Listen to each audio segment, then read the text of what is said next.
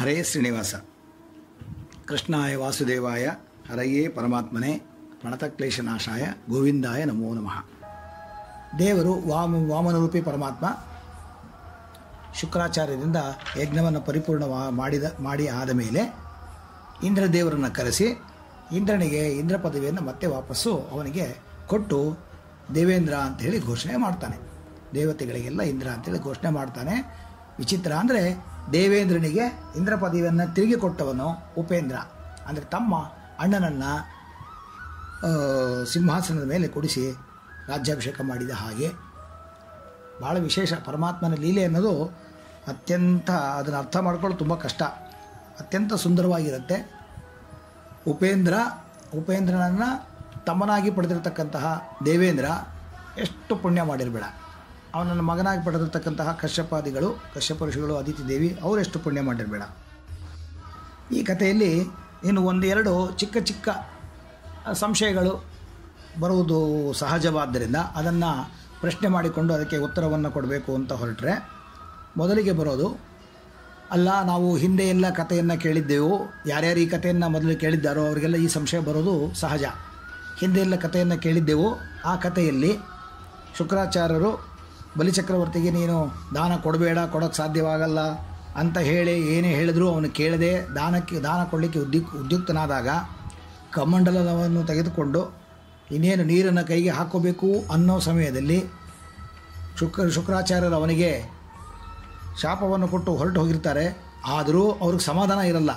ಅವರು ಒಂದು ದುಂಬಿಯಾಗಿ ಬಂದು ಆ ಕಮಂಡಲದ ಒಳಗೆ ಇರತಕ್ಕಂತಹ ನಳಿ ಏನಿದೆ ಪೈಪು, ಆ ಪೈಪ್ನಲ್ಲಿ ಕೂತ್ಕೊಂಡು ನೀರು ಹೊರಗೆ ಬಾರದೇ ಇರೋ ಹಾಗೆ ಅಡ್ಡಗಟ್ಟುತ್ತಾರೆ. ಆಗ ವಾಮನರೂಪಿ ಪರಮಾತ್ಮ ತನ್ನ ಕೈಲಿರ್ತಕ್ಕಂತಹ ದರ್ಬೆಯ ಮೊನಚಿನಿಂದ ಅದನ್ನು ಚುಚ್ಚಿ ಅವರ ಕಣ್ಣನ್ನು ಚುಚ್ಚುತ್ತಾನೆ. ಆಗ ಅವರಲ್ಲಿಂದ ಹೊರಟು ಹೋಗ್ತಾರೆ. ಹಾಗಾಗಿ ಅವತ್ತಿನಿಂದ ಶುಕ್ರಾಚಾರ್ಯರಿಗೆ ಒಂದು ಕಣ್ಣು ಚುಚ್ಚಿದ್ದರಿಂದ ಒಂದು ಕಣ್ಣು ಶುಕ್ರಾಚಾರ್ಯರಾದರು ಅಂತ ಹೇಳುವ ಒಂದು ಕಥೆಯನ್ನು ಕೇಳಿದ್ದೇವಲ್ಲ, ಅದು ನೀವೇ ಹೇಳಲೇ ಇಲ್ವಲ್ಲ ಅಂತಂದರೆ ಅಲ್ಲಿ ಕೂಡ ಒಂದು ತತ್ವ ಉಂಟು. ಈ ಕತೆ ಭಾಗವತದಲ್ಲಿ ಅಸಲಿ ಇಲ್ಲ, ಆದರೂ ಕೂಡ ಈ ಕಥೆಯನ್ನು ತೆಗೆದುಕೊಂಡು ಹೊರಟರೂ ಕೂಡ ಅಲ್ಲಿ ಒಂದು ತತ್ವ ಇದೆ. ಕತೆ ಚೆನ್ನಾಗಿದೆ, ತತ್ವ ಇದೆ. ಏನು ಅಂದರೆ ಶುಕ್ರಾಚಾರ್ಯರಿಗೆ ದಿವ್ಯ ದೃಷ್ಟಿ ಮತ್ತು ಸಾಮಾಜಿಕ ದೃಷ್ಟಿ ಅಂತ ಎರಡು ದೃಷ್ಟಿಗಳಿದ್ವು. ಅವರು ಪ್ರಪಂಚಕ್ಕೆ ಬೇಕಾದ ನಮ್ಮ ನಿಮ್ಮ ಆಗಿರ್ತಕ್ಕಂಥ ಚಕ್ಷುಸ್ಸನ್ನು ಹೊಂದಿದ್ದರೂ ಕೂಡ ಅವರಿಗೆ ಇನ್ನೊಂದು ದಿವ್ಯ ದೃಷ್ಟಿ ಇತ್ತು. ಅವರಿಗೆಲ್ಲ ಮೊದಲೇ ತಿಳಿದು ಹೋಗೋದು, ಕಣ್ಣು ಮುಚ್ಕೊಂಡು ಕೂತ್ಕೊಂಡ್ರೆ ಮುಂದೆ ಆಗೋದನ್ನೆಲ್ಲ ಮೊದಲೇ ಕಲ್ಪನೆ ಮಾಡೋಕ್ಕೆ ಸಾಧ್ಯವಿತ್ತು ಅವರಿಗೆ. ಹಾಗಾಗಿ ದೇವರು ಅವರ ಒಂದು ದೃಷ್ಟಿಯನ್ನು ತೆಗೆದುಕೊಂಡ, ಎರಡು ಕಣ್ಣಿನಲ್ಲಿ ಒಂದು ಕಣ್ಣು ಕಿತ್ತುಕೊಂಡ ಅಂದರೆ ಒಂದು ಕಣ್ಣು ಚುಚ್ಚಿದ ಅಂತ ದಿವ್ಯ ದೃಷ್ಟಿಯನ್ನು ಹ್ರಾಸ ಮಾಡಿಬಿಡ್ತಾನೆ, ಕಟ್ ಮಾಡಿಬಿಡ್ತಾನೆ. ಅಲ್ಲಿಗೆ ಭೌತಿಕವಾಗಿ ಶುಕ್ರಾಚಾರ್ಯರು ಒಂದು ಕಣ್ಣಿನವರಲ್ಲ, ಅವ್ರಿಗೆ ಎರಡೂ ಕಣ್ಣು ಚೆನ್ನಾಗಿ ಇತ್ತು. ಆದರೆ ದೃಷ್ಟಿ ಪ್ರಕಾರ ತಗೊಂಡ್ರೆ ಅವರಿಗೆ ಒಂದೇ ದೃಷ್ಟಿ, ಭೌತಿಕವಾದ ದೃಷ್ಟಿ ಮಾತ್ರ ಇದೆ ಹೊರತು ದೈವಿಕವಾಗಿರ್ತಕ್ಕಂಥ ದೃಷ್ಟಿ ನಾಶವಾಯಿತು ಅಂತ.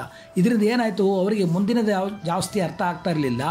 ಬಲಿಚಕ್ರವರ್ತಿಗೆ ಏನೇನು ಹೇಳಕ್ಕೆ ಹೊರಟರು ಕೂಡ ಪರಮಾತ್ಮ ವಿರುದ್ಧವಾಗಿ ಹೇಳಬೇಕಾಗಿ ಬರ್ತಾಯಿತ್ತು. ಹಾಗಾಗಿ ಬಲಿಚಕ್ರವರ್ತಿಯ ಸಹಚರರು ಯಾರ್ಯಾರಿದ್ರೋ ರಾಕ್ಷಸಾದಿಗಳು ಅವ್ರಿಗೆಲ್ಲ ಏನು ಅನ್ನಿಸ್ತಾ ಇತ್ತು ಅಂದರೆ ಶುಕ್ರಾಚಾರ್ಯ ನಮಗೆ ಸಾಕ್ಷಾತ್ ಗುರುಗಳು, ಅವ್ರು ಕರೆಕ್ಟಾಗಿ ಹೇಳ್ತಾ ಇದ್ದಾರೆ ಅಂತ ಅವರು ನಮ್ಮ ಪಕ್ಷಪಾತಿ ಅಂತ ಅನ್ಕೋತಾ ಇದ್ರು.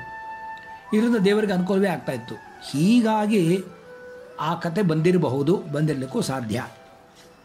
ಇನ್ನೊಂದು ಪ್ರಶ್ನೆ ಏನು ಅಂದರೆ, ದೇವರು ಬಲಿಗೆ ದೀಪಾವಳಿಗೆ ಭೂಮಂಡಲಕ್ಕೆ ಪ್ರತಿ ವರ್ಷಕ್ಕೆ ಒಂದು ಸಾರಿ ಬರಬಹುದು ಅಂತ ಅಪ್ಪಣೆಯನ್ನು ಕೊಟ್ಟಿದ್ದಾನೆ, ವರವನ್ನು ಕೊಟ್ಟಿದ್ದಾನೆ.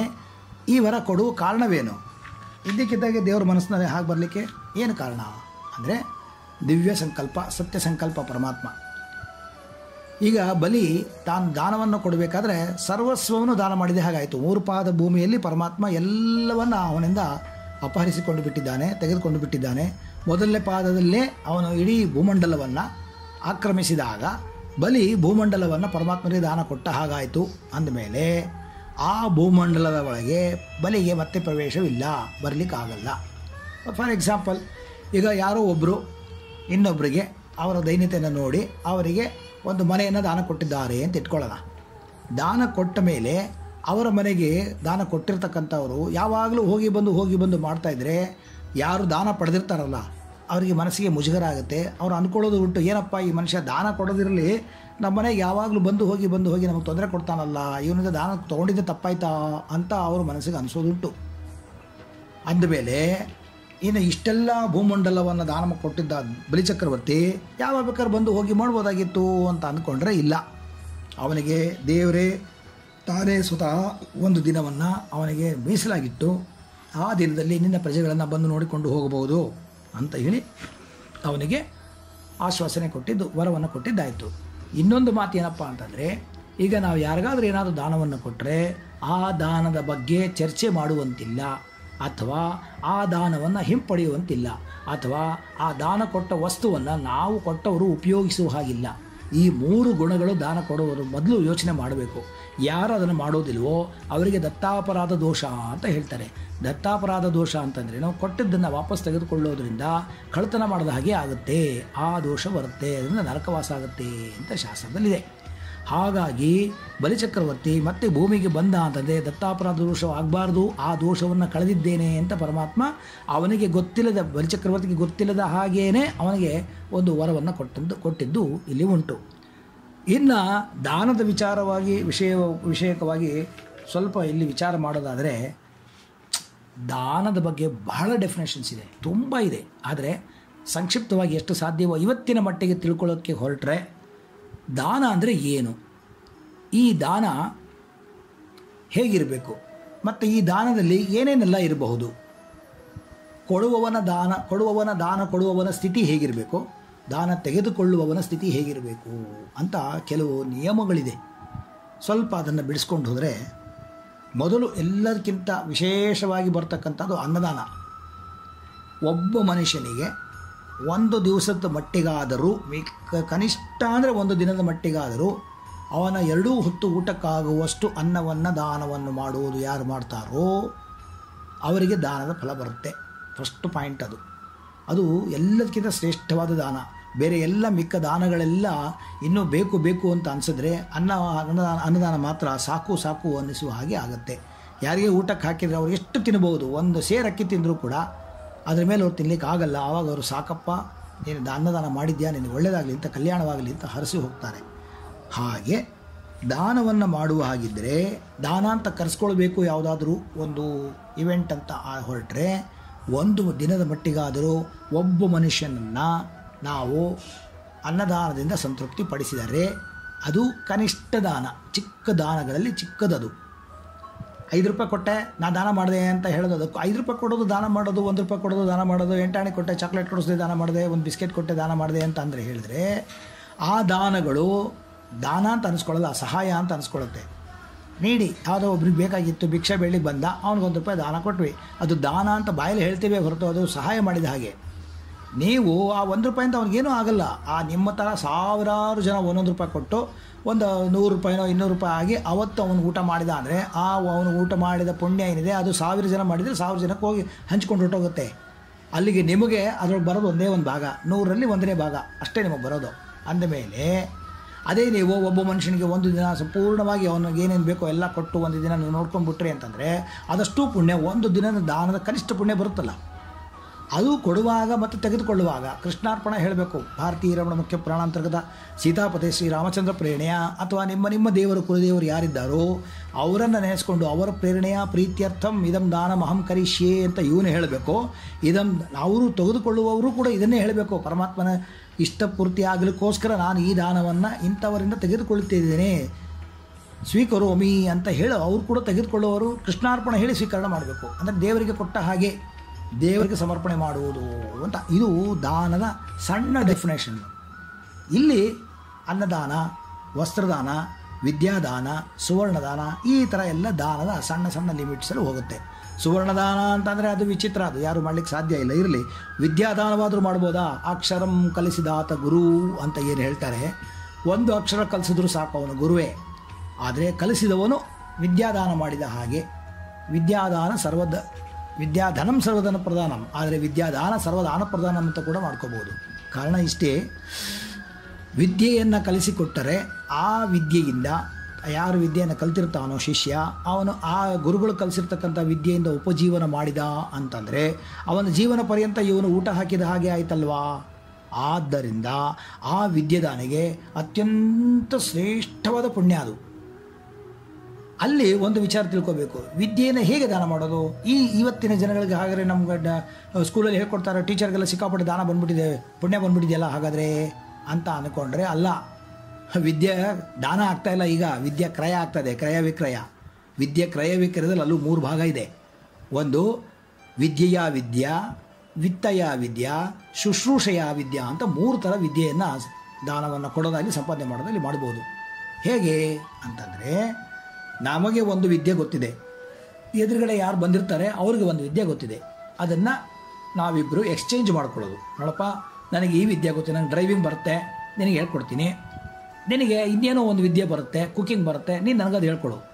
ಇಬ್ರಿಗೂ ಒಬ್ರಿಗೊಬ್ರು ಎಕ್ಸ್ಚೇಂಜ್ ಮಾಡ್ಕೊಳ್ಳೋದು. ಡ್ರೈವಿಂಗನ್ನು ಅವನಿಗೆ ಕಲಿಸ್ಕೊಟ್ಟ ಫ್ರೀಯಾಗಿ, ಅವನು ಇವನಿಗೆ ಕುಕ್ಕಿಂಗನ್ನು ಕಲಿಸ್ಕೊಟ್ಟ ಫ್ರೀಯಾಗಿ. ಅಲ್ಲಿಗೆ ಇಬ್ಬರು ಒಬ್ರಿಗೊಬ್ರು ದಾನವನ್ನು, ವಿದ್ಯಾದಾನವನ್ನು ಮಾಡಿದ ಹಾಗಾಯಿತು. ಡ್ರೈವಿಂಗಿಂದ ಇವನು ಸಂಪಾದನೆ ಮಾಡ್ದ, ಕುಕ್ಕಿಂಗಿಂದ ಅವನು ಸಂಪಾದನೆ ಮಾಡ್ದ ಅಂತ ಇಟ್ಕೊಂಡ್ರೆ ಅದು ದಾನ ಎಕ್ಸ್ಚೇಂಜ್ ರೂಪದಲ್ಲಿ ದಾನ ಆಯಿತು. ಅದು ಒಂದು ರೀತಿ ಕ್ರಯ ವಿಕ್ರಯವೇ. ಇವನೊಂದು ಕೊಟ್ಟ, ಅವನೊಂದು ತೊಗೊಂಡ, ಗಿವ್ ಆ್ಯಂಡ್ ಟೇಕ್ ಪಾಲಿಸಿ ಆಗೋಯ್ತು ಒಂದು. ಇನ್ನೊಂದು ದಾನ ಹೇಗೆ? ವಿತ್ತಯ ವಿದ್ಯಾ. ಇವತ್ತೆಲ್ಲ ನಡೀತಾ ಇರೋದು ಪ್ರಪಂಚದಲ್ಲಿ ಅದೇ ವಿತ್ತಯ, ಹಣವನ್ನು ಕೊಟ್ಟು ವಿದ್ಯೆಯನ್ನು ಕಲಿಯೋದು ಅಂತ. ಸ್ಕೂಲಿಗೆ ಡೊನೇಷನ್ನು 1000 ಲಕ್ಷ ಡೊನೇಷನ್ ಕೊಡ್ತೀವಿ. ಆ ಡೊನೇಷನಿಂದ ಆ ಟೀಚರ್ಗೆ ಅವ್ರು ಸಂಬಳವನ್ನು ಕೊಡ್ತಾರೆ. ಆ ಸಂಬಳ ಕೊಟ್ಟಿದ್ದಕ್ಕಾಗಿ ವಿದ್ಯೋಪಜೀವನ, ಅವರು ಟೀಚರ್ ಏನು ವಿದ್ಯೆ ಕಲ್ತಿರ್ತಾರೋ ಅದನ್ನು ಉಪಜೀವನವಾಗಿ ಅವ್ರು ಇಟ್ಕೊಂಡು, ಉಪಜೀವನವನ್ನಾಗಿಟ್ಕೊಂಡು ತಮ್ಮ ಶಿಷ್ಯರಿಗೆ ಪಾಠ ಹೇಳ್ಕೊಡ್ತಾ ಇರ್ತಾರೆ. ಆದ್ದರಿಂದ ಅದು ದಾನ ಅನ್ಸ್ಕೊಳ್ಳಲ್ಲ, ಅವರೊಂದು ಕರ್ತವ್ಯ ಮಾಡ್ತಾ ಇದ್ದಾರೆ. ಟೀಚರ್ ಆಗಿ, ಗುರುಗಳಾಗಿ ಒಂದು ಕರ್ತವ್ಯ ಮಾಡ್ತಾ ಇದ್ದಾರೆ. ಹಾಗಾದ್ರೆ ಗುರುಗಳಲ್ವಾ ಅಂದರೆ ಖಂಡಿತ ಗುರುಗಳೇ. ಅಕ್ಷರಂ ಕಲಿಸಿದಾತೋ ಗುರು ಅವನು. ಆದರೆ ಆ ಗುರು ತನ್ನ ಒಂದು ಸ್ವಾರ್ಥವನ್ನು ಇಟ್ಟುಕೊಂಡು ವಿದ್ಯಾದಾನವನ್ನು ಮಾಡ್ತಾ ಇರೋದ್ರಿಂದ ಅವನಿಗೆ ಒಂದಿಷ್ಟು ಅಂತ ಪುಣ್ಯ ಬರುತ್ತೆ ಹೊರತು ಆಜೀವ ಪರ್ಯಂತ ಮಾಡಿದ ಪುಣ್ಯ ಬರುತ್ತೆ ಸಂಪೂರ್ಣವಾಗಿ ಅಂತ ಹೇಳಿ ಬರೋಲ್ಲ. ಇನ್ನು 3ನೇ ವಿದ್ಯಾದಾನ ಏನಪ್ಪ ಅಂತಂದರೆ ಶುಶ್ರೂಷೆಯ ವಿದ್ಯಾ. ಇದೇ ಸರಿಯಾದ ವಿದ್ಯೆ. ಗುರುಗಳಲ್ಲಿ ನಮ್ಮ ಭಾರತ ಖಂಡದಲ್ಲಿ ಇವತ್ತಿಗೂ ಇದೆ, ಹಿಂದಿನ ಕಾಲದಲ್ಲಂತೂ ಇದ್ದಿದ್ದೇ ಸರಿ. ಎಲ್ಲದಕ್ಕಿಂತ ಮೊದಲನೇ ವಿದ್ಯಾಪೀಠ ಇದ್ದಿದ್ದು ಭಾರತ ದೇಶದಲ್ಲೇ. ಇಡೀ ಪ್ರಪಂಚದಲ್ಲಿ ಲೆಕ್ಕ ಹಾಕಿಕೊಟ್ರೆ ಭಾರತದಲ್ಲಿರ್ತಕ್ಕಂತಹ ಗುರುಕುಲ ಏನಿತ್ತು, ಕೃಷ್ಣ ಸಾಂದೀಪನಿ ಮುನಿ ಹತ್ರ ಕಲ್ತಿದ್ದು ಅದೇ. ಅದರ ಹಿಂದೆ ಯಾರಿಗೆ ಹೇಳ್ಕೊಟ್ಟಿದ್ರು ಅದೇ. ವಿದ್ಯಾಪೀಠಕ್ಕೆ ಹೋಗಿ ಅಲ್ಲಿ ಎಲ್ಲರೂ ತಮ್ಮ ಗುರುಗಳಿಂದ, ಅಲ್ಲಿ ಬ್ರಾಹ್ಮಣ ಆಗ್ಬೋದು, ಕ್ಷತ್ರಿಯ ಆಗ್ಬೋದು, ವೈಶ್ಯ ಆಗ್ಬೋದು, ಶೂದ್ರ ಆಗ್ಬೋದು, ಯಾರೇ ಆಗಲಿ ಎಲ್ಲರನ್ನು ಅವರವರ ಜಾತಿಗೆ ಅನುಗುಣವಾಗಿ ಅವ್ರಿಗೆ ಏನೇನು ವಿದ್ಯೆ ಬೇಕೋ ಆ ವಿದ್ಯೆಯನ್ನು ಹೇಳ್ಕೊಡ್ತಕ್ಕಂಥ ವಿದ್ಯಾಪೀಠಗಳಿದ್ದವು, ಈಗಲೂ ಇದೆ. ಬಹಳಷ್ಟು ವಿದ್ಯಾಪೀಠಗಳು ಈಗಲೂ ನಡೀತಾ ಇದೆ. ಅವೆಲ್ಲ ಶುಶ್ರೂಷೆಯ ವಿದ್ಯಾ. ಅಲ್ಲಿ ಅವ್ರಿಗೆ ಏನೋ ಡೊನೇಷನ್ ಕೊಡಬೇಕಾಗಿಲ್ಲ, ಹಣವನ್ನು ಕೊಡಬೇಕಾಗಿಲ್ಲ, ಏನು ಅವರು ಆ ಗುರುಗಳು ಶಿಷ್ಯರಿಂದ ಏನನ್ನೂ ಎಕ್ಸ್ಪೆಕ್ಟ್ ಮಾಡಲ್ಲ. ಆದರೆ ಎಲ್ಲ ವಿದ್ಯೆಯನ್ನು ಅವರು ಮನೆಯಲ್ಲೇ ಇಟ್ಟುಕೊಂಡು, ವಿದ್ಯಾಪೀಠದಲ್ಲಿ ಇಟ್ಟುಕೊಂಡು ಅವರಿಗೆಲ್ಲವನ್ನ ದಾನವನ್ನು ಮಾಡ್ತಾರೆ. ಎಲ್ಲ ವಿದ್ಯೆಯನ್ನು ಹೇಳ್ಕೊಡ್ತಾರಲ್ಲಿ. ಬರೀ ಪಾಠವನ್ನಷ್ಟೇ ಕಲ್ತ್ಕೊಂಡು ಸುಧಾದಿ ಗ್ರಂಥಗಳನ್ನು ಓದಿ ಅದನ್ನು ಮಾಡ್ಕೊಂಡು ಮುಂದೆ ಹೋಗಿ ಅಂತ ಹೇಳೋದಿಲ್ಲ. ಅವರಿಗೆ ಪೌರೋಹಿತ್ಯ ಹೇಳ್ಕೊಡ್ತಾರೆ, ಅವರಿಗೆ ಸಮಾಜದಲ್ಲಿ ಹೇಗೆ ಬದುಕಬೇಕು ಅದು ಹೇಳ್ಕೊಡ್ತಾರೆ. ಅಲ್ಲಿ ಇರುವಾಗ ಆ ವಿದ್ಯಾರ್ಥಿಗಳೇ ಒಂದು 100 ಜನ ವಿದ್ಯಾರ್ಥಿ ಇದ್ದರೆ ಆ ವಿದ್ಯಾರ್ಥಿಗಳೇ ದಿನ ಅಡುಗೆ ಮಾಡೋದ್ರಿಂದ ಹಿಡಿದು ಅವರು ಅಡುಗೆ ಮಾಡೋದಾಗಲಿ, ಕಸ ಗುಡಿಸೋದಾಗಲಿ ಎಲ್ಲ ತಮ್ಮ ಸ್ವಯಂ ಸೇವಕರೇ ಅವರೆಲ್ಲ. ಆ ವಿದ್ಯಾಪೀಠದಲ್ಲಿ ಬೇರೆ ಸರ್ವೆಂಟ್ ಅಂತ, ಎಕ್ಸ್ಟ್ರಾ ಸರ್ವೆಂಟ್ ಅಂತ ಇರೋದಿಲ್ಲ. ಎಲ್ಲರೂ ವಿದ್ಯಾರ್ಥಿಗಳೇ. ಸರ್ವೆಂಟು ಕೂಡ ಅವರೇ, ವಿದ್ಯಾರ್ಥಿಗಳು ಅವರೇ, ಕಲಿಯೋರು ಅವರೇ, ಮತ್ತು ಒಬ್ಬರಿಂದ ಒಬ್ಬರು ಹೇಳ್ಕೊಡೋರು ಅವರೇ. ಹೀಗೆ ವಿದ್ಯಾದಾನ ಯಾವ ಗುರುಗಳು ಮಾಡಿದ್ದಾರೋ ಅದೇ ಶ್ರೇಷ್ಠವಾದ ದಾನ. ಇಲ್ಲಿ ನಾವು ಗುರುಗಳಿಗೆ ಅವಾಗ ಫೀಸ್ ಕೊಡಬೇಕಾಗತ್ತೆ. ಆ ಫೀಸ್ ಏನು ಅಂದರೆ ಶುಶ್ರೂಷೆ. ಗುರುಗಳನ್ನು ಶುಶ್ರೂಷೆ ಮಾಡೋದು ಅಂದರೆ ಗುರುಗಳನ್ನು ನಾವು ಸೇಕೋದಂತಲ್ಲ. ಗುರುಗಳಲ್ಲಿ ಅವರಲ್ಲಿ ಹೋಗಿ ಭಕ್ತಿ ಮಾಡೋದು. ಗುರುಗಳಲ್ಲಿ ಭಕ್ತಿ ಮಾಡಬೇಕು. ಅವ್ರನ್ನ ಹೋಗಿ ಅವ್ರ ಪಾದವನ್ನು ಮುಟ್ಟಿ ಯಾವಾಗಲೂ ನಮಸ್ಕಾರ ಮಾಡ್ತಾ ಇರಬೇಕು. ಅವರ ಪುಣ್ಯವನ್ನು ನಾವು ಹೇಗೆ ಅವರಿಂದ ಹೇಗೆ ಪುಣ್ಯವನ್ನು ಗಳಿಸ್ಕೊಳ್ಬೇಕು ಅಂತ ಅವ್ರನ್ನ ಯಾವಾಗಲೂ ಕೇಳಬೇಕು. ಅವರ ಸೇವೆಯನ್ನು ಮಾಡಬೇಕು. ಅವರ ಸೇವೆ ಅಂದರೆ ಬೇಕಾದಷ್ಟು ಇದೆ, ಅದು ಇನ್ನೊಮ್ಮೆ ಹೇಳೋಣ ಸೇವೆ ಬಗ್ಗೆ.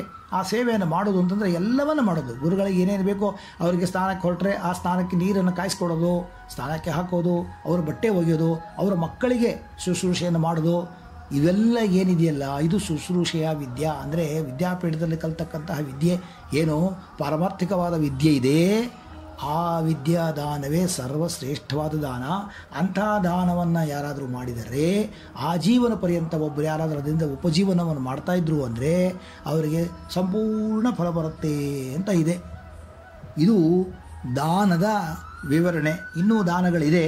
ಅವಶ್ಯಕತೆಗೆ ತಕ್ಕಂತೆ ದಾನ ಮಾಡೋದು. ಅವಶ್ಯಕತೆ ತಕ್ಕಂತೆ ದಾನ ಏನು? ಅವಶ್ಯಕತೆ ಈಗ ಕೆಲವು ಅವಶ್ಯಕತೆಗಳು ದಾನ ಮಾಡಲೇಬೇಕು. ಯಾರೋ ಒಬ್ಬರು ತೀರ್ಕೊಂಡಿರ್ತಾರೆ, ಅವರ ವೈಕುಂಠ, ಅವರು ದಾನ ಮಾಡಬೇಕು. ಆಗ ದಾನಗಳು ಹೇಳಿದ್ದಾರೆ, ಒಂದು ಪಟ್ಟಿ ಲಿಸ್ಟೇ ಇದೆ, ಒಂದು ಚಿಕ್ಕ ಲಿಸ್ಟೇ ಇದೆ. ಆಜ್ಯ ದಾನ ಮಾಡಿ, ಉದಕುಂಭ ದಾನ ಮಾಡಿ, ಶಯನ ದಾನ ಮಾಡಿ, ಪಾದುಕ ದಾನ ಮಾಡಿ, ಚಾಪೆ ದಾನ ಮಾಡಿ, ಛತ್ರಿ ದಾನ ಮಾಡಿ, ಕೋಲ್ ದಾನ ಮಾಡಿ, ವಸ್ತ್ರ ದಾನ ಮಾಡಿ, ಬಂದವ್ರಿಗೆ ಊಟಕ್ಕೆ ಹಾಕಿ, ಇವೆಲ್ಲ ಏನು ತೀರ್ಕೊಂಡವಾಗ ಅವರ ಹೆಸರಿನಲ್ಲಿ ಯಾರು ತೀರ್ಕೊಂಡಿರ್ತಾರೋ ಅವರ ಹೆಸರಿನಲ್ಲಿ ದಾನವನ್ನು ಮಾಡಿಸ್ತಾರಲ್ಲ ವೈಕುಂಠ ಸಮಾರಾಧನೆ ದಿವಸ, ಆ ದಾನ ಏನು ಅನಿಸ್ಕೊಳ್ಳುತ್ತೆ ಅಂದರೆ ಅವಶ್ಯಕತೆಗೆ ತಕ್ಕಂಥ ದಾನಗಳು. ಅಂದರೆ ಅವನಿದ್ದವಾಗ ಜೀವನದಲ್ಲಿ ಮಾಡಿದ್ನೋ ಬಿಟ್ಟಿದ್ನೋ ಗೊತ್ತಿಲ್ಲ, ಈ ಪಾಸ್ಟವೇ. ಅವನು ಹೋದ ಮೇಲೆ ಅವನ ಹೆಸರಿನಲ್ಲಿ ಅವನ ವಾರಸುದಾರರಾಗಿರ್ತಕ್ಕಂಥ ಮಕ್ಕಳು ಯಾರಿದ್ದಾರೋ, ಯಾರು ಅವನ ಕರ್ಮವನ್ನು ಮಾಡ್ತಾ ಇದ್ದಾರೋ, ಅವರು ತಮ್ಮ ತಂದೆಯ ತಾತನ ಹೆಸರಿನಲ್ಲಿ ಯಾರು ಬಂದಿರ್ತಾರೋ ಅವ್ರನ್ನ ಕರೆಸಿ ಬ್ರಾಹ್ಮಣಾದಿಗಳಿಗೆ ದಾನವನ್ನು ಮಾಡ್ತಾ ಇದ್ದರೆ ಆ ದಾನದ ಫಲ ಶೀಘ್ರ ಫಲ ಕೊಡುತ್ತೆ. ಎಲ್ಲಿ ಕೊಡುತ್ತೆ ಅಂದರೆ, ನರಕಕ್ಕೆ ತೆಗೆದುಕೊಂಡು ಹೋಗ್ತಾ ಇದ್ದಾರೆ ಅಂತ ಇಟ್ಕೊಳ್ಳಿ, ಅಲ್ಲಿ ಅವನ ಕಾಲು ಮುಳ್ಳು ಮೇಲೆ ನಡ್ಸ್ಕೊಂಡು ಹೋಗ್ತಾರೆ. ಅವಾಗ ಇವರು ಇಲ್ಲಿ ಚಪ್ಪಲಿ ದಾನವನ್ನು ಮಾಡಿದರೆ ಅವನಿಗೆ ಚಪ್ಪಲಿ ಕೊಡ್ತಾರಂತೆ. ತೊಗೊಳಪ್ಪ, ನಿನ್ನ ಮಕ್ಕಳಿಗೆ ಚಪ್ಪಲಿ ಕೊಟ್ಟಿದ್ದಾರೆ, ಈ ಚಪ್ಪಲಿನ ಹಾಕೊಂಡು ಬಾ ಅಂತ. ಅಲ್ಲಿ ಇನ್ನೊಂದು ಕಡೆ ಬೆಂಕಿ ಮೇಲೆ ನಡೆಸ್ಕೊಂಡು ಹೋಗ್ತಾ ಇದ್ದಾರೆ, ತುಂಬ ಬಾಯಾರಿಕೆ ಆಗ್ತಾ ಇದೆ. ಇಲ್ಲಿ ಉದಕುಂಭ ದಾನ, ಒಂದು ತಮಗೆ ಪೂರ್ತಿ ತಾಮ್ರದ ಇದ್ರೊಳಗೋ ಪೂರ್ತಿ ನೀರನ್ನು ತುಂಬಿ ದಾನವನ್ನು ಮಾಡಿದರೆ ಅಲ್ಲಿ ಅವನಿಗೆ ನೀರು ಕೊಡ್ತಾರೆ. ಅವನ ಬಾಯಿಗೆ ನೀರು ಹಾಕ್ತಾರೆ, ತೊಗೊಳಪ್ಪ ನಿನ್ನ ಮಗ ಅಲ್ಲಿ ನೀರು ಕೊಟ್ಟಿದ್ದ ಅಂತ. ಹಾಗೆ ಒಂದು 5 ನಿಮಿಷ ಅಲ್ಲಿ ಕೂತ್ಕೊಳ್ಳಲ್ಲ ಅಂತ ಹೋದರೆ ಅಲ್ಲಿ ಮುಳ್ಳಿರುತ್ತೆ. ಇವನೇನೋ ಚಾಪೆ ಶಯನ ಕೊಟ್ಟಿದ್ರೆ, ಹಾಸಿಗೆ ಏನಾರು ಕೊಟ್ಟಿದ್ದ ಅಂದರೆ ಅಲ್ಲಿ ಅವನಿಗೆ ಚಾಪೆ ಹಾಸಿಗೆ ಹಾಸಿ ಕೊಡ್ತಾರಂತೆ. ಇನ್ನು ಕೆಲವು ಕಡೆ ಬ್ಯಾಲೆನ್ಸ್ ಮಾಡಿ ಹೋಗೋದಿರುತ್ತೆ, ಒಂದೇ ಕಾಲಲ್ಲಿ ನಡ್ಕೊಂಡು ಹೋಗುವಾಗ ಕೋಲ್ ಕೊಡ್ತಾರೆ, ತೊಗೊಳಪ್ಪ ಕೋಲ್ ಕೊಟ್ಟಿದ್ರು, ಈ ಕೋಲಿಂದ ಬ್ಯಾಲೆನ್ಸ್ ಮಾಡ್ಕೊಂಡು ಬಾ ಅಂತ. ಹೀಗೆ ಬಿಸಿಲು, ಸಿಕ್ಕಾಪಟ್ಟೆ ಬಿಸಿಲು ಇರುತ್ತೆ, ಆಗ ಛತ್ರಿಯನ್ನು ಕೊಡ್ತಾರೆ, ತೊಗೊಳಪ್ಪ ಈ ಛತ್ರಿ ನಿಮ್ಮ ಮಗ ಕೊಟ್ಟಿದ್ದ. ಅಂದರೆ ಇಲ್ಲಿ ಕೊಡುವ ದಾನಗಳು ಅಲ್ಲಿ ಅವರಿಗೆ ಅನುಕೂಲವಾಗುತ್ತೆ ಅಂತ ಹೇಳಿ ದಾನವನ್ನು ಮಾಡೋದು. ಅದು ಅವಶ್ಯಕತೆ ಆ ಟೈಮಲ್ಲಿ ಅಷ್ಟೇ ಮಾಡ್ತಾರೆ, ಆಮೇಲೆ ಏನು ಮಾಡಬೇಕು ಅಂತಿರಲ್ಲ. ಆದರೆ ಈ ದಾನವನ್ನು ಬೇರೆ ಟೈಮಲ್ಲಿ ಮಾಡಬಾರ್ದು ಅಂದರೆ ಖಂಡಿತ ಮಾಡಿ ಸ್ವಾಮಿ, ಯಾರು ಬೇಡ ಅಂದರು. ಯಾರೋ ಬಿಸಿಲಲ್ಲಿ ಇವರು ಮುದುಕರು ನಡ್ಕೊಂಡು ಹೋಗ್ತಾಯಿದ್ರು, ನಿಮ್ಮ ಹತ್ರ ಛತ್ರಿ ಇದೆ, ಅವ್ರು ದಾನ ಕೊಟ್ಬಿಡಿ, ತೊಗೊಳ್ಳಿ ಸ್ವಾಮಿ, ನೀವು ನಿರಂತರ ಉಪಯೋಗಿಸ್ಕೊಂಡಿರಿ ಅಂತ. ಆ ಆನಂದವೇ ಬೇರೆ. ಆ ಮುದುಕರು ಅದನ್ನು ಎಲ್ಲಿವರೆಗೂ ಉಪಯೋಗಿಸ್ತಾರೋ ಅಲ್ಲಿವರೆಗೆ ನಮಗದ್ರ ಪುಣ್ಯ ಬರ್ತಾನೇ ಇರುತ್ತೆ. ಈ ದಾನ ಅವಶ್ಯಕತೆಗೆ ತಕ್ಕಂಥ ಇರತಕ್ಕಂಥ ದಾನಗಳು. ಇನ್ನೂ ಒಂದು ದಾನವನ್ನು ಹೇಳಿದ್ದಾರೆ. ಇವೆಲ್ಲ ನಾವು ಮೊದಲು 2 ನಿತ್ಯ ದಾನ, ಇವೆಲ್ಲ ಅವಶ್ಯಕತೆ ದಾನ. ಆದರೆ ಇನ್ನೂ ಒಂದು ದಾನ ಇದೆ, ಜೀವನದಲ್ಲಿ ಒಮ್ಮೆ ಮಾಡಲೇಬೇಕಾದಂಥ ದಾನಗಳು. ಭಾಳ ವಿರಳ, ಯಾರೂ ಎಲ್ಲೂ ಮಾಡಲಿಕ್ಕೆ ಸಾಧ್ಯವಾಗಲ್ಲ, ಆದರೂ ಮಾಡ್ತಾರೆ ಅಂತ ಇಟ್ಕೊಂಡು ಹೊರಡೋಣ. ಏನು ಮಾಡ್ಬೋದು? ಮಕ್ಕಳು, ಹೆಣ್ಣು ಮಗು ಹುಟ್ಟಿದ ಮೇಲೆ ಕನ್ಯಾದಾನ ಮಾಡುವುದು ಭಾಳ ಶ್ರೇಷ್ಠವಾದ ದಾನ. ಒಮ್ಮೆ ಒಬ್ಬ ಮನುಷ್ಯನಿಗೆ ಒಂದು ಹೆಣ್ಣು ಮಗು ಇರಲೇಬೇಕು. ಇದನ್ನೇ ನಮ್ಮ ಹಿಂದಿನ ಸಂಸ್ಕೃತಿಯಲ್ಲಿ ಹೇಳಿದ್ದು ಏನು ಅಂತಂದರೆ, ಕನ್ಯಾದಾನ ಜೀವನಕ್ಕೆ ಅವಶ್ಯಕತೆ ಆಗಿದೆ, ಕನ್ಯಾದಾನವನ್ನು ಮಾಡಬೇಕು ಅಂತ. ನಮಗೆ 2 ಗಂಡು ಮಕ್ಕಳಿದ್ದಾರೆ ಸ್ವಾಮಿ, ಏನು ಮಾಡೋದು? ನಾವು ಯಾರಿಗೆ ಮಾಡೋದು ಕನ್ಯಾದಾನ? ದಾನ ತೊಗೊಳ್ಳೋದೇ ಆಗುತ್ತಲ್ಲ, ಕೊಡೋದು ಹೇಗೆ ಅಂದರೆ, ಅಯ್ಯೋ ನಿನ್ನ ಮಗಳೇ ಹುಟ್ಟಬೇಕು ಅಂತೇನು, ಬೇರೆ ಯಾರು ಹೆಣ್ಣು ಮಕ್ಕಳು ಹುಟ್ಟಿರ್ತಾರೋ, ಕೆಲವ್ರ ಮನೇಲಿ 4-5 ಜನ ಹೆಣ್ಮಕ್ಳು ಇರ್ತಾರೆ, ಅವರು ಮದುವೆ ಮಾಡೋ ಪರಿಸ್ಥಿತಿ ಇರಲ್ಲ, ಅವರು ಅಷ್ಟು ಹಣದಿಂದ ಸಶಕ್ತರಾಗಿರಲ್ಲ. ಅಂಥ ಸಮಯದಲ್ಲಿ ನೀನು ಹೋಗಿ ಕನ್ಯಾದಾನಕ್ಕೆ ಏನೇನು ಬೇಕೋ ಆ ವಸ್ತುಗಳನ್ನು ಅವರಿಗೆ ಕೊಟ್ಟು ಆ ಮದುವೆಯನ್ನು ನೀನು ಮುಂದೆ ನಿಲ್ಲಿಸಿ ನಡೆಸುವ ಅಷ್ಟು ಶಕ್ತಿ ದೇವರನ್ನು ಕೊಟ್ಟಿದ್ರೆ, ಆ ದಾನವನ್ನು ಮಾಡಿದರೆ ಅದು ನಿನ್ನ ಮಕ್ಕಳಿಗೆ ದಾನ ಮಾಡಿದಷ್ಟು ಪುಣ್ಯ ಬರುತ್ತೆ. ಇದು ಕನ್ಯಾದಾನ. ಇನ್ನು ಗೋದಾನ, ಭೂದಾನ ಇವೆಲ್ಲ ಬರೇ ಶಾಸ್ತ್ರದಲ್ಲಿ ಹೇಳೋದು ಕೇಳೋದಾಗಿದೆ ಹೊರತು ಗೋದಾನ ಮಾಡೋದಲ್ಲಿ ನಾವು ಕೇಳೋಕ್ಕೆ ಇವಾಗ ಈ ಸದ್ಯದಲ್ಲಿ ಇರೋ ಪರಿಸ್ಥಿತಿಯಲ್ಲಿ ಕೇಳಲಿಕ್ಕೆ ಸಾಧ್ಯನೇ ಇಲ್ಲ.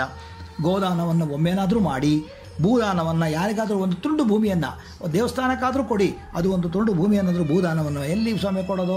30-40 ಸೈಟೇ 50 ಲಕ್ಷ 70 ಲಕ್ಷ ಆಗಿರುತ್ತೆ, ಎಲ್ಲಿ ಕೊಡೋಕ್ಕಾಗತ್ತೆ ಅಂದರೆ ಖಂಡಿತ ಕೊಡಲಿಕ್ಕೆ ಸಾಧ್ಯವಿಲ್ಲ. ಆದರೆ ಸಂಕಲ್ಪವನ್ನಾದರೂ ಮಾಡಿ ಅಂತ ಮನಸ್ಸಿಗೆ ದೇವರೇ ನಮಗೆ ಆ ಥರ ಕೊಡಲಿಕ್ಕೆ ಅನುಕೂಲ ಕೊಡಪ್ಪ ಅಂತ ಗೃಹದಾನ, ಮನೆ ದಾನ. ಯಾರಿಗೆ ಮನೆಯನ್ನೇ ಬಿಟ್ಕೊಡಿ, ಹೋಗೋದಿದ್ದೇ ಇರುತ್ತೆ. ಕೆಲವರು ಇರ್ತಾರೆ ಮುದುಕಿ ಬರೇ ಕೂತಿರ್ತಾರೆ ಮನೆಯಲ್ಲಿ, ಮಕ್ಕಳೆಲ್ಲ ಎಲ್ಲೆಲ್ಲೋ ಹೊಟ್ಟೋಗ್ಬಿಟ್ಟಿರ್ತಾರೆ, ಅವ್ರಿಗೆಲ್ಲ ಬೇಕಾದಷ್ಟು ಇರುತ್ತೆ. ಪಕ್ಕದಲ್ಲೇ ಇನ್ನೊಂದು ಕುಟುಂಬ ಇರುತ್ತೆ, ಅವ್ರಿಗೆ ಏನೂ ಇರಲ್ಲ. ಅವ್ರನ್ನ ಕರ್ಕೊಂಬಂದು ಸಾಕು ನೀವು, ಆಟೋಮೆಟಿಕ್ಲಿ ಅವರು ನಿಮ್ಗೆ ಅನುಕೂಲಕ್ಕೆ ಬರ್ತಾರೆ. ಆದರೆ ಈಗಿನ ಕಾಲ ಹಾಗೆಲ್ಲ ಇಲ್ಲ, ಕಲಿಗಾಲ. ಆದ್ದರಿಂದ ಯಾರೂ ಅಷ್ಟು ರಿಸ್ಕ್ ತೊಗೊಳ್ಳಿಕ್ಕೆ ಹೋಗಲ್ಲ. ಆದರೆ ಅದು ಒಂದು ಮಾಡಬೇಕು ಅಂತ ಜೀವನದಲ್ಲಿ ಒಮ್ಮೆ ಆದರೂ ಕನ್ಯಾದಾನವಾಗಲಿ, ಗೋದಾನವಾಗಲಿ, ಭೂದಾನವಾಗಲಿ ಮಾಡಬೇಕು ಅಂತ ಇದೆ. ಇದಲ್ಲದೆ ಇನ್ನು ಕೆಲವು ವಿಚಿತ್ರ ವಿಷಯಗಳಿದೆ. ಇನ್ನು ದಾನದಲ್ಲಿ ವಿಶೇಷವಾಗಿರ್ತಕ್ಕಂಥ ಇದನ್ನು ತಿಳ್ಕೊಳ್ಳಿಕ್ಕೇ ಬೇಕು. ಏನಪ್ಪ ಅಂದರೆ, ಈಗ ಹಣ ಇದ್ದವನು ಹಣದಾನ ಮಾಡ್ದ, ವಿದ್ಯೆ ಇದ್ದವನು ವಿದ್ಯಾದಾನ ಮಾಡ್ದ, ಅವಶ್ಯಕತೆ ಇದ್ದವನು ಏನೇನು ಬೇಕೋ ಇದೆಲ್ಲ ಹೇಳಿದ್ವಲ್ಲ ಅದೆಲ್ಲ ದಾನ ಮಾಡ್ದ. ಜೀವನದಲ್ಲಿ ಒಮ್ಮೆ ಕನ್ಯಾದಾನ, ಭೂದಾನ, ಗೋದಾನ ಆಗುತ್ತೆ, ಅದು ಯಾವತ್ತೋ ಒಂದಿನ ಆಗುತ್ತೆ. ಆದರೆ ಕೆಲವರಿಗೆ ಇದು ಯಾವುದೂ ಇರಲ್ಲ.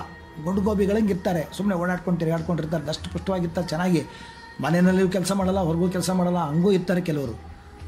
ಆದರೆ ಅವ್ರಿಗೂ ದೇವರು ಒಂದು ಕೆಲವು ಬುದ್ಧಿ ಕೊಟ್ಟಿರ್ತಾನೆ. ದೇವರ ಈ ಒಂದು ಪ್ರಪಂಚದಲ್ಲಿ ನಾವೆಲ್ಲ ಇರೋದು ಏನಂದರೆ ಚೈನ್ ಇದ್ದಂಗೆ, ಒಂದು ಲಿಂಕ್ ಬಿಟ್ಟು ಹೋದ್ರೂ ನಾವೆಲ್ಲ ಹೊಟ್ಟೋಗ್ತೀವಿ. ಆದರೆ ಆ ಚೈನ್ ಲಿಂಕ್ ಹೇಗೆ ಕೊಟ್ಟಿರ್ತಾನಪ್ಪ ಅಂದರೆ ಕೆಲವರು ಒಳ್ಳೊಳ್ಳೆ ಬುದ್ಧಿ ಕೊಟ್ಟಿರ್ತಾನೆ. ಎಂತೆಂಥ ಬುದ್ಧಿ ಕೊಟ್ಟಿರ್ತಾನೆ ಅಂದರೆ ಕೆಲವರು ನೇತ್ರದಾನ ಮಾಡ್ತಾರೆ. ಸ್ವಾಮಿ ನಾನು ಸಾಯೋ ಕಾಲಕ್ಕೆ ನಾನು ಯಾತಕ್ಕೂ ಉಪಯೋಗ ಬರಲಿಲ್ಲ, ನನ್ನ ಕಣ್ಣನ್ನು ಇಂಥ ಕಡೆ ದಾನ ಮಾಡಿಬಿಡ್ತೀನಿ. ಡೊನೇಷನ್ ಬ್ಯಾಂಕ್ ಇದೆಯಲ್ಲ ಇವಾಗಲ್ಲ, ಐ ಬ್ಯಾಂಕಿಗೆ ದಾನ ಮಾಡ್ತೀನಿ ಅಂತ ಮೊದಲೇ ಬರೆದು ಕೊಟ್ಬಿಡೋದು. ಇವ್ರು ಸಾಯೋಕ್ಕಿಂತ ಮುಂಚೆನೇ ಬರೆದು ಕೊಟ್ಬಿಡೋದು ನೇತ್ರದಾನ. ಇಂಥ ಒಳ್ಳೆ ದಾನ. ಅದು ಬಿಡಿ, ಅದಕ್ಕಿಂತ ತಾತ್ಕಾಲಿಕವಾಗಿ ಮಾಡ್ಬೋದು ಯಾವುದು ಅಂದರೆ ನಾವು ದಷ್ಟಪುಷ್ಟವಾಗಿದ್ದೀವಿ ಸ್ವಾಮಿ, ಯಾರಿಗೂ ಯೂಸ್ ಆಗಲಿ ಬಿಡಿ, ನಂದು positive, A positive, B positive ರಕ್ತ ಇದೆ ನನ್ನಲ್ಲಿ, ತೊಗೊಳ್ಳಿ ಸ್ವಾಮಿ, ಒಂದು 100 ಮಿಲಿ 50 ಮಿಲಿ ಏನು ತೊಗೊತಿರೋ ತೊಗೊಳ್ಳಿ ಅಂತ ಹೇಳಿ ತಾವೇ ವಾಲಂಟಿಯರಾಗಿ ಹೋಗಿ ಹಾಸ್ಪಿಟ್ಲಿಗೆ ದಾನ ಮಾಡ್ತಾರೆ. ರಕ್ತದಾನ ಮಾಡೋರು ಎಷ್ಟೋ ಜನ ಇವತ್ತಿಗೂ ಇದ್ದಾರೆ. ಅವ್ರಿಗೆ ಅದೇನೋ ಖುಷಿ. ಬೇರೆಯವರೆಲ್ಲ ಏನು ಅನ್ಕೊತಾರೆ, ರಕ್ತದಾನ ಮಾಡಿಬಿಟ್ರೆ ನಮ್ಮಲ್ಲಿ ರಕ್ತ ಕಮ್ಮಿ ಆಗಿಬಿಡುತ್ತೆ, ನಾವೆಲ್ಲಿ ಇದಾಗ್ಬಿಡ್ತೀವೋ, ಏನೋ ನಮ್ಮ ಜ್ವರಾದಿಗಳು ಬಂದ್ಬಿಡುತ್ತೋ, ರೋಗ ಬಂದ್ಬಿಡುತ್ತೋ ಅಂತ ಈ ಜನ ಅಂದ್ಕೊಳ್ಳೋದುಂಟು. ಅಲ್ಲ, ನಮ್ಮ ದೇಹ ಎಷ್ಟು ದೇವರು ಸಕ್ಷಮವಾಗಿ ಮಾಡಿದ್ದಾನೆ ಅಂದರೆ, ನಾವು ಆರೋಗ್ಯವಂತರಾಗಿರುವಾಗ, ನಮ್ಮ ದೇಹದಲ್ಲಿ ರಕ್ತ ಚೆನ್ನಾಗಿರುವಾಗ, ನಮಗೆ ಯೌವನ ಇದ್ದಾಗ, ಚೆನ್ನಾಗಿ ದಷ್ಟಪುಷ್ಟವಾಗಿ ಓಡಾಡ್ಕೊಂಡಿರುವಾಗ ರಕ್ತಾದಿಗಳನ್ನು ದಾನ ಮಾಡಲಿಕ್ಕೇ ಬೇಕು ಅಂತ ಇದೆ. ರಕ್ತದಾನ ಮಾಡೋದ್ರಿಂದ ಏನಾಗುತ್ತೆ, ಇನ್ನೊಬ್ಬ ಮನುಷ್ಯನ ಪ್ರಾಣ ಉಳಿಸಿದ ಹಾಗಾಗುತ್ತೆ. ಅಲ್ಲಿಗೆ 2 ದಾನ. ಒಂದು ರಕ್ತದಾನ ಮಾಡೋದ್ರಿಂದ ಪ್ರಾಣದಾನ ಮಾಡಿದ ಹಾಗೂ ಆಗುತ್ತೆ. ಪ್ರಾಣ ಹೋಗ್ತಾ ಇರೋ ಟೈಮಲ್ಲಿ ಈ ಒಂದು ಎ ಪಾಸಿಟಿವ್, ಬಿ ಪಾಸಿಟಿವ್ ಯಾವುದೋ ಅವನಿಗೆ ಬೇಕಾಗಿದ್ದ ಮ್ಯಾಚ್ ಆಗ್ತಕ್ಕಂಥ ರಕ್ತವನ್ನು ನೀವು ದಾನ ಮಾಡಿದ್ದೇ ಆದರೆ ಅವನ ಪ್ರಾಣ ಉಳಿಸ್ದಂಗೂ ಆಗಲ್ವಾ. ಅಲ್ಲಿಗೆ ಆ ಪ್ರಾಣ ಉಳಿಸಿದ ದಾನದ ಫಲವೂ ಇವನಿಗೆ ಬರುತ್ತೆ. ಆದ್ದರಿಂದ ಅದು ಮಹಾಶ್ರೇಷ್ಠವಾದ ದಾನ. ಇನ್ನು ದಾನಗಳಲ್ಲಿ ಇನ್ನೂ ಬೇಕಾದಷ್ಟು ದಾನಗಳಿದೆ. ಅದ್ರ ಬಗ್ಗೆ ನಾವು ಈ ವಿಷಯ ಯಾತಕ್ಕೆ ಬಂತು ಅಂತ ತಿಳ್ಕೊಳ್ಳೋಕೆ ಹೋದರೆ, ಇದು ಕರ್ಣ ಮಾಡಿರ್ತಕ್ಕಂಥ ದಾನ, ಕರ್ಣನನ್ನು ದಾನಶೂರ ಕರ್ಣ ಅಂತ ಹೇಳಿ ಬಿಂಬಿಸ್ಬಿಟ್ಟಿದೆ. ಮತ್ತು ಬಲಿಚಕ್ರವರ್ತಿ ಮಾಡಿರ್ತಕ್ಕಂಥ ದಾನ, ಈ 2 ದಾನಗಳಿಗೆ ಏನು ವ್ಯತ್ಯಾಸ ಅಂತ ಹೇಳುವ ಪ್ರಶ್ನೆಗೆ ಇದು ಉತ್ತರವಾಗಿ ಬಂದದ್ದು. ಇದನ್ನು ಮತ್ತೆ ಮುಂದಿನ ಎಪಿಸೋಡ್ನಲ್ಲಿ ತಿಳ್ಕೊಳ್ಳಿಕ್ಕೆ ಪ್ರಯತ್ನ ಮಾಡೋಣ. ಹರೇ ಶ್ರೀನಿವಾಸ.